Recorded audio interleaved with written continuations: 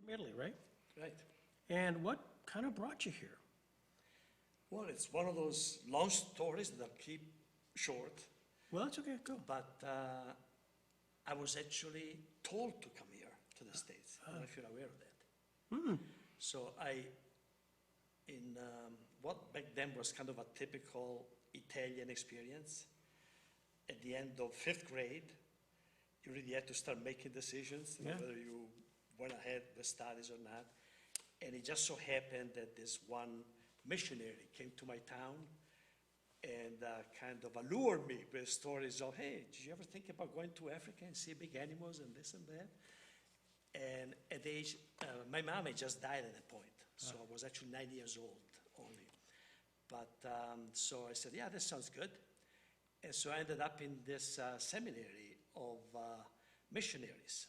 They were actually based in Turin, but they had a seminary close to my hometown. About 160 of us from what would have been, there they called the middle school, 6th, 7th, and 8th, and then they called it 4th and 5th gymnasium for the 9th and 10th grade, and then it would go ahead with Lyceum Classical.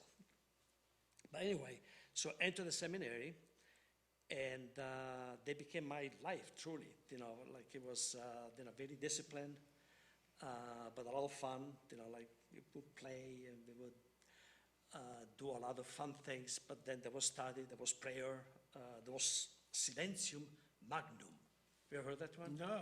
The major silence from evening time until the end of the mass the next day. No talking. So it was kind of the monastic type of you know, rules style. But anyway, I entered the seminary, went through high school. The typical path was like you would do 1 year in novitiate, you know, to consider whether you actually wanted to enter, to continue. And I went up in the mountains, again, another beautiful, fun year. Then you would have 2 years of philosophy and 4 years of theology. But being missionaries, there are places all over the place. There are places in England, in Spain, in Portugal, around Italy, like Rome, Milan, and so on. So anyway, so first year of philosophy, I was sent in Turin. So spent in Turin was first experience in the city. And then at the end of that, the Father Superior called me up and said, by the way, you know, we would like for you to go to a place called Buffalo, New York. I said, okay, whatever, Buffalo, New York, we'll find out. And again, there was no hesitation. I knew that I had to go somewhere. Kind of excited when I heard it was actually in the States. Came 4 of us at the same time. And so ended up in a place in Buffalo.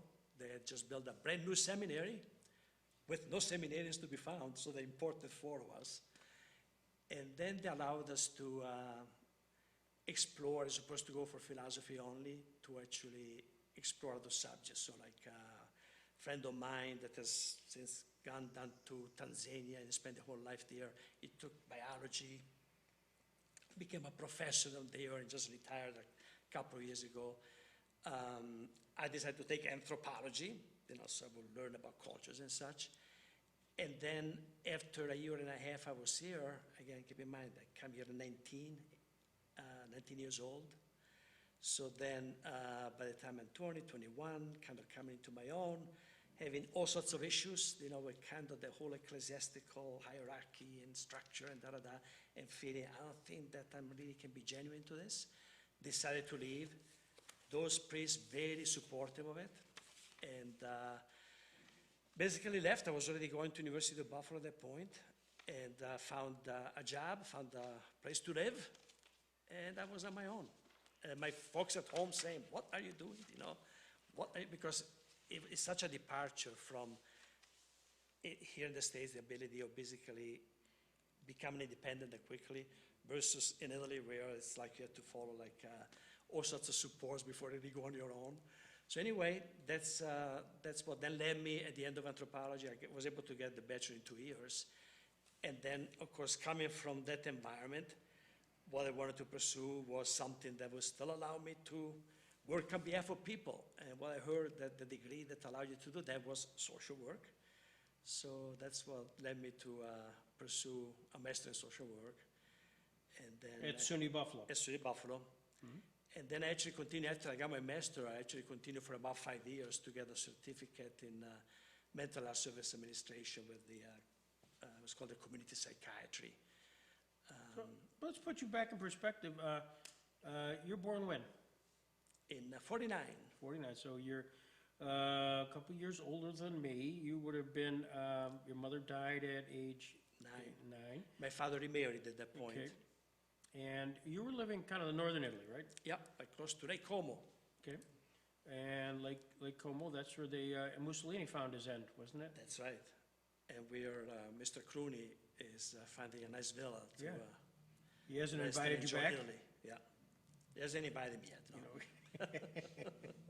Lake Como, that's a beautiful place, beautiful place. What'd your dad do for a living? So my dad had a fascinating experience too. So he had my mom, who was from a region up in the Alps, in the Dolomites, very kind of isolated town up in the Alps. My father from my hometown, close to the city called Lecco, small city, but close to Milan. And the two of them eventually, they end up working for this aristocratic family.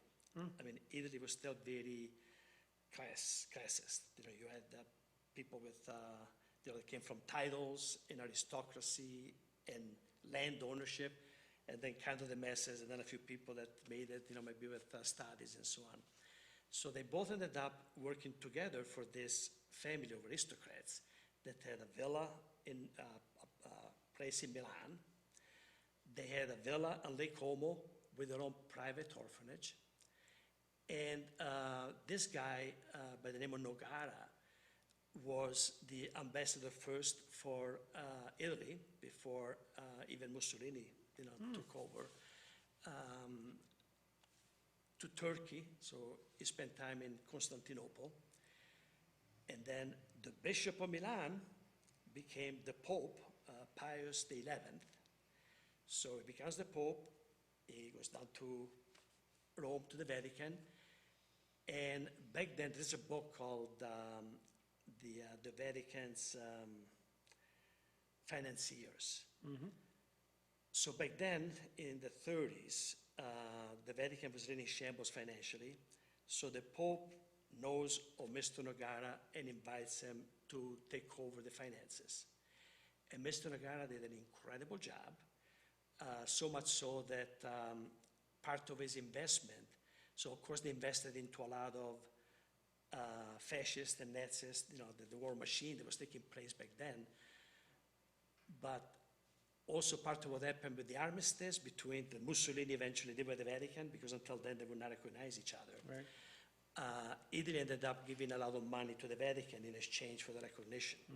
Nogara invested the money, a lot of the money in world issues in Europe, a lot of money here in the States, in America. And he also created title companies with subsidiaries so that when the excess was no longer allowed to, to do any type of economic transactions with the U.S., that the U.S. prohibited any economic trade and kind of an embargo, with the excess. All sorts of companies used these Vatican's subsidiaries because he bypassed the excess. So again, he did extremely well. But anyway, my father and mother worked for that family. And so my dad ended up spending about 20 years in Rome. So he kind of escaped a lot of the nonsense, with the fascism and some of the hardship too.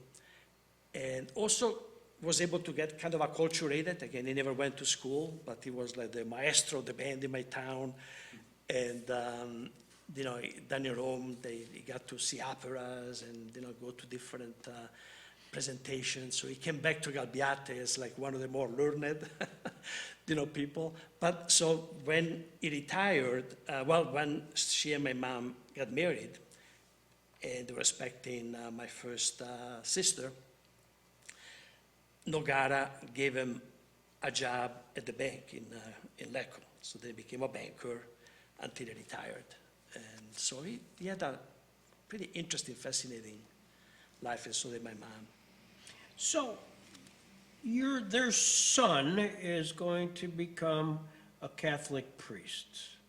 And That's the they're dream. thrilled about it. Exactly. That's the dream. I've heard that from several sources. Yeah. And in fact, Ed was gonna be one. He'll tell you later.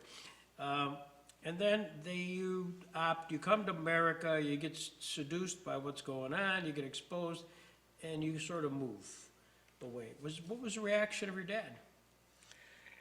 So interesting, I think my stepmother at that time took a much more hard than my dad. My dad, and again, keep in mind back then, no telephones. Yeah, yeah. So the only interaction is written correspondence, Yeah. right, where you send a letter, and then 2 months later they receive it, and 2 months later you get their response. But some letters very preoccupied, almost angry on the part of my stepmother. Like, how can you do this? My father more like, are you sure what you're doing? You don't have anything. Yeah, yeah. And another bit of a story is that my real mom, she happened to own a piece of land up in the mountain, and since my dad had no use for it, ended up selling it to my uncle, and then invested those few dollars from that parcel of land in the bank. So when I was here and I leave the seminary, I'm on my own, and the difficulty at that point is like to go to classes, right, for school, and to keep the job. And so I said, by the way, don't I have some money there that my mom had for me, set up for me? Say, yeah, I still have it. So how about if you send it to me, sends me the money, I buy a car. Unfortunately, I buy a car that I'm familiar with, a Fiat. So that became a little problematic through the winter. But nevertheless, it allowed me to do just that, to be able to keep up school and put in as many hours as I could on a job. I was working for a Leader drugstore warehouse. I don't know if you ever remember those. And but so yeah, the reaction was first kind of like anger, and I'm sure a lot of concern. Not understanding the circumstances that you find here being so different than in Italy. Yeah. Well, that's not uncommon.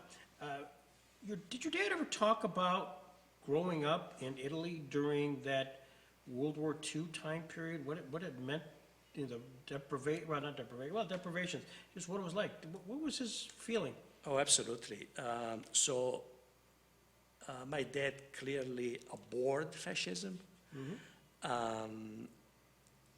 I had a lot of uncles that were part of the Socialist Party. They would literally get beat up, so they would usually bicycle to go down to work in Lecco and come back to Galbiate. My hometown is kind of on a hill. They would wait for them, stories about the fact that they would try to coerce, to change and so on and so forth, and they wouldn't.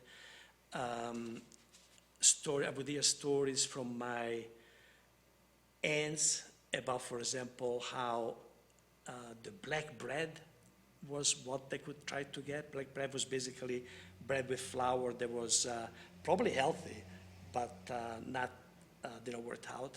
So it would actually be kind of a dark flour. But my dad, really, he abhorred fascism. That's why he felt fortunate that he was kind of insulated by means of Nogara. Although there was one episode I remember where he was asked to relay a package to someone in the area, and he was stopped. He was asked, what he was doing, what he was carrying, tried to explain it. They didn't believe him. They put him in jail overnight until eventually they came to find out who he was, and they released him. So, I mean, clearly they went through some rough times, but probably more the people that were in my hometown than my dad. I think Dad really managed to be insulated by a lot of that tough exposure to dictatorial ruling. Because everybody, if they needed a job, they had to join the party, they had to become fascist, or they couldn't find work. And like as I said, my uncles, they're trying to resist that. They would really go through some rough times. Did he have any recall of, because, I mean, Mussolini did get caught and killed around Lake Como, and that was sort of the region. Did he have recollections of that specific time period, not being there, but kind of any saying, I remember when? Not really, no. No, no, yeah, I don't think he had any, and it's possible again that he was not there, he just probably heard it, and I'm sure for a lot of people it was probably frankly a relief, that this menace could no longer, be around.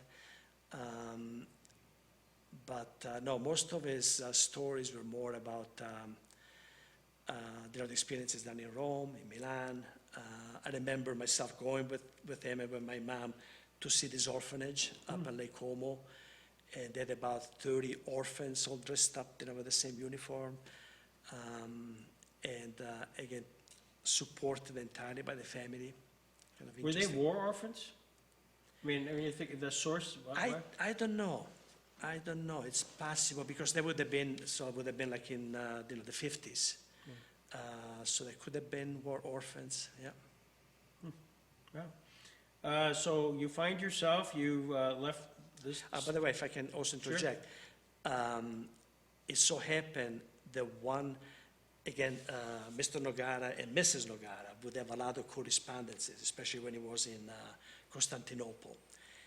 And one of his sons put together an anthology of these correspondences. And I have that book, and it's absolutely fascinating. So very rich, with both experiences, kind of his own challenges, that he was encountering. And on the other hand, mom being home with the kids, they had a lot of children, and talking about, who was doing what, their own age. But really a fascinating anthology of their own lives, to their own correspondences. What was the correspondence, in Italian or English? In Italian. Okay. Yeah. When did you learn to speak English? So the 1 year in Turin, we were exposed to some English, not knowing where we were going. So, English is a thing that maybe you should have, because we took French, in school for 5 years. So we kind of had an exposure, but very superficial. So then when we arrived here, the first semester we spent with an elementary school teacher. So we would meet with her every morning, and then they enrolled us at Medaille College in Buffalo. We took 3 courses there to get the second semester to get an exposure to the educational system. And then that summer we had the first course at the University of Buffalo. They had a special program for students, foreign students. So that was really the first, effort.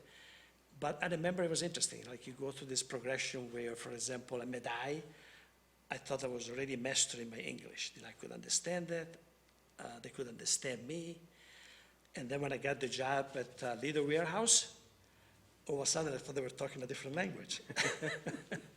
A lot of slang and a lot of... Yeah, that's the slang. Like it was like a whole other relearning process. Yeah.